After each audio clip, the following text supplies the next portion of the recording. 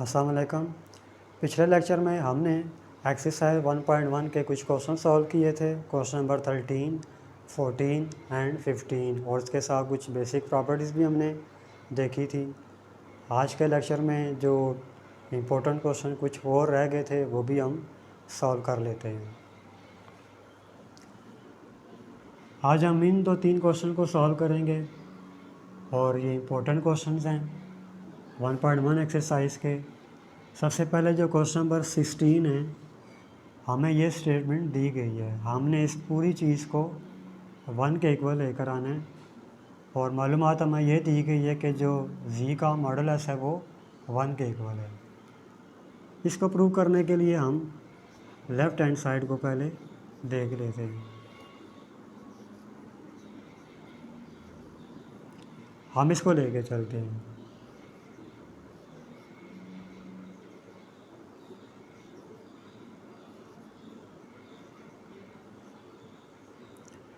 ऊपर वाली और नीचे वाली इन दोनों के साथ मॉडुलस मौजूद है। हम इस मॉडुलस को अलग अलग करके लिख लेते हैं।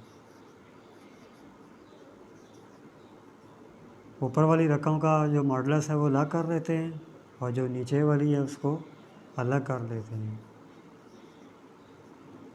क्योंकि हमारे पास प्रॉपर्टी मौजूद है कि अगर एक कम्प्लेक्स नंबर ऊपर है और एक नीचे है और इनका मॉडुलस हो तो हम इनको यूँ लिख सकते हैं अलग अलग करके। यही प्रॉपर्टी यहाँ यूज़ की है हमने।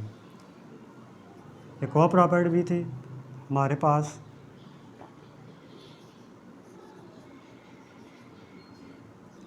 ऊपर वाला नंबर ऐसे ही चलता रहेगा, जो नीचे वाला नंबर है हम इसका जो होल बाहर है वो अप्लाई कर लेते हैं और ये हमारे पास ये प्रॉपर्टी मौजूद है। अगर हम किसी भी कम्प्लेक्स नंबर का मॉडुलस लें और मॉडुलस के अंदर उसका बाहर लें तो इसके आंसर को कोई फ़र्क नहीं पड़ेगा। हमने यही प्रॉपर्टी इसके ऊपर यूज़ की। ऊपर वाला नंबर ऐसे ही लिखा रहेगा। ये जो बाहर का निशान है ये इसके साथ अलग और बाकियों के साथ अलग कर लेते हैं।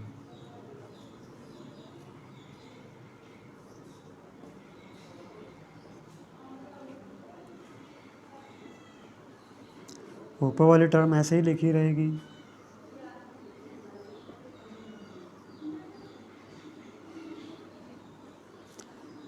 रियल नंबर के ऊपर जितने मर्ज़ी बाहर आएँ उसको कोई फ़र्क नहीं पड़ता, उसकी वैल्यू वही रहेगी, मतलब बी रहेगी। ये एज इट इज़ लिखा रहेगा। ए भी रियल है तो इसका जो ऊपर बाहर है वो ख़त्म हो जाएगा। अब हम यहाँ ये करते हैं कि जो मॉडुलस है z, जिसकी वैल्यू में 1 दी गई थी, इसको ऊपर भी मल्टीप्लाई करके लिखते हैं और इसको हम नीचे भी निचले वाले नंबर के साथ मल्टीप्लाई करके लिख लेते हैं। फ़र्क कोई नहीं पड़ा, हमने जो नंबर ऊपर लिखा वही नंबर हमने नीचे भी लिख लिया। ऊपर हम इसकी वैल्यू लगा लेते हैं जो कि 1 के इक्वल थी।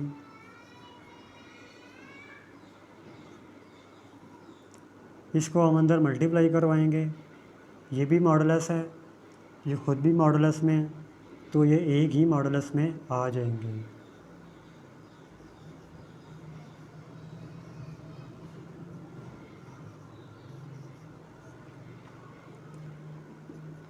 ये ख़त्म हो जाएगा।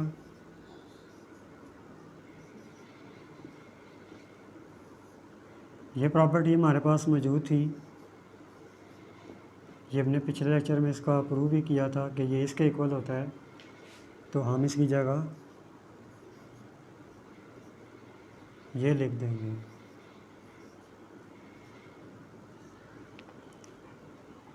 इसकी कीमत हमें 1 दी गई थी, वो हम यहाँ पे लगा लेते हैं।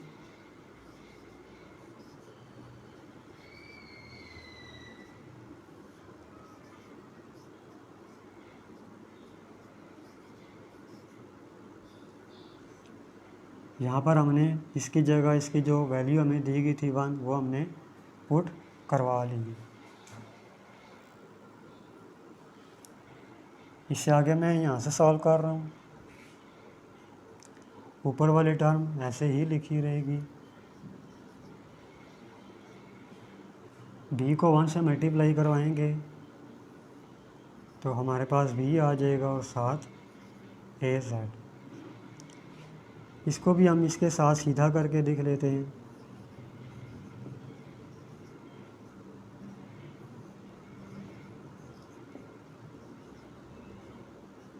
अब ऊपर और नीचे दोनों रकमें एक जैसी हैं तो ये कैंसल आउट हो जाएंगी और हमारे पास 1 आ जाएगा।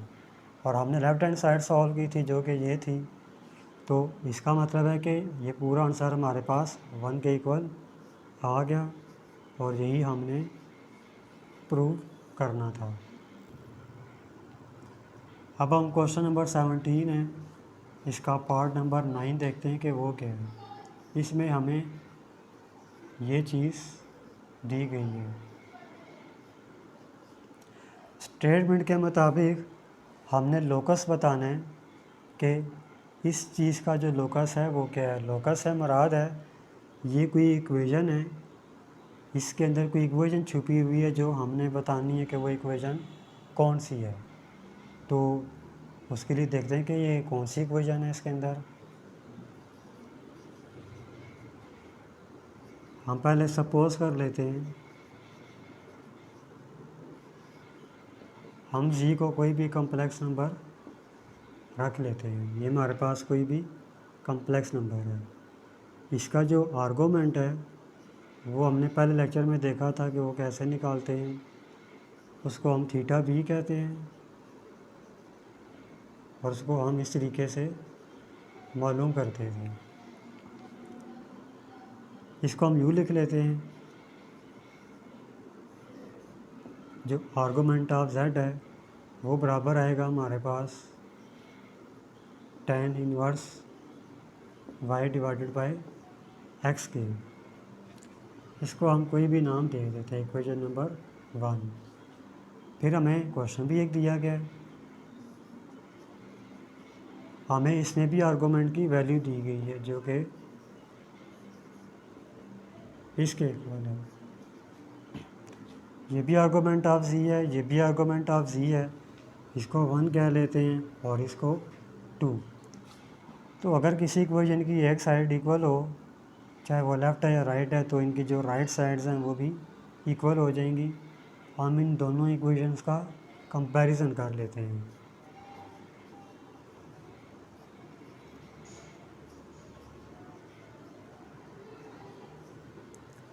इक्वेशन 1 में आर्गूमेंट ऑफ z किसके बराबर है, tan inverse y over x।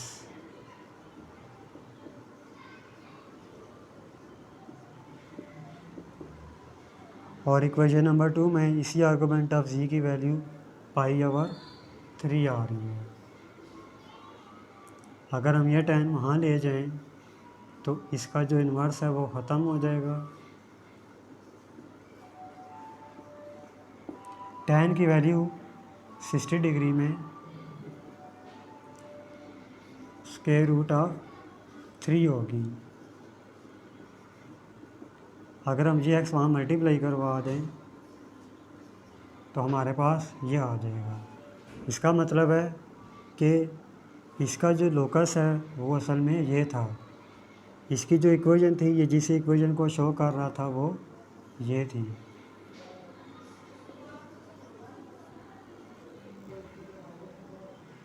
अब हम इसका जो पार्ट नंबर 10 है वो देखते हैं जिसमें हमें ये चीज़ दी गई है।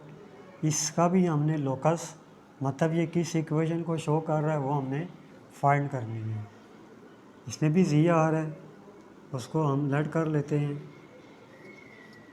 जी को x प्लस आयोटा वाई। पिछले सवाल में तो जी अकेला था, लेकिन यहाँ जी के साथ -1 भी मौजूद है। तो हम यहाँ सब्ट्रैक्ट कर लेते हैं 1 को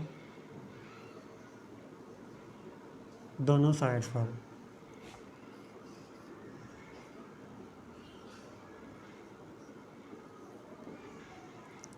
हमने इधर भी 1 को सेपरेट किया और इधर भी ये दोनों रियल हैं, इनको हम इकट्ठा कर लेते हैं।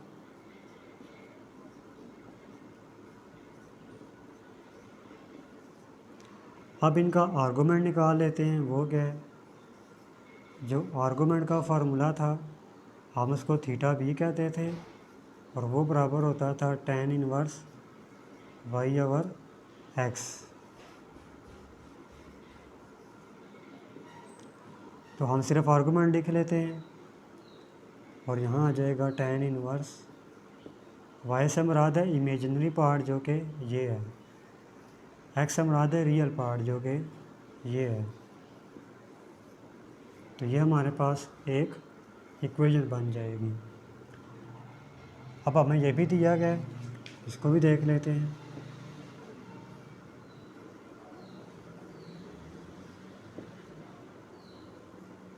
और ये हमें इसके इक्वल दे दिया गया।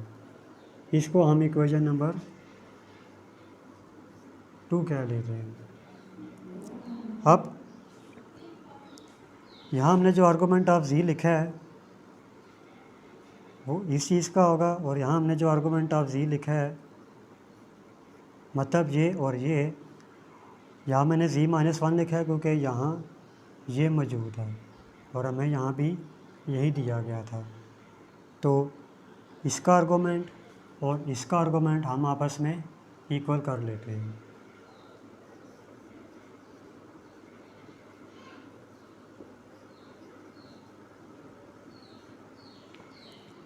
क्योंकि हम जो नंबर लेके चल रहे थे हमने 1 को सेपरेट करवाया था। अगर तो सिर्फ z लेके चलें तो फिर हमारा आर्गूमेंट z कहलाएगा, और अगर हम इसके साथ कोई नंबर है तो फिर हम जो एंगल मालूम करेंगे इसमें वो नंबर भी हमें यहाँ लिखना पड़ेगा। तो ये मैं यहाँ वाज़े करके लिख देता हूँ, ये z-1 हो जाएगा और ये भी z-1 हो जाएगा। इसी की अब हम कंपेयरिंग करवा लेते हैं। तो यहाँ से tan inverse y over x minus 1 आ जाएगा,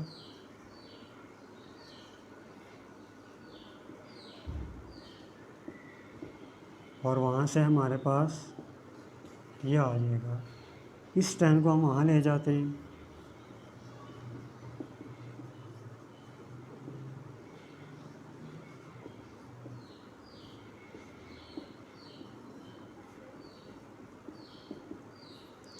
जब हम इसकी कीमत लिखेंगे 3π/4 की tan इनवर्स, बल्कि ये सिर्फ tan आ जाएगा हमारे पास। इस माइनस को हम बाहर निकाल लेते हैं tan का, बाकी हमारे पास ये बचा। अब कैलकुलेटर से ये कीमत हमारे पास आएगी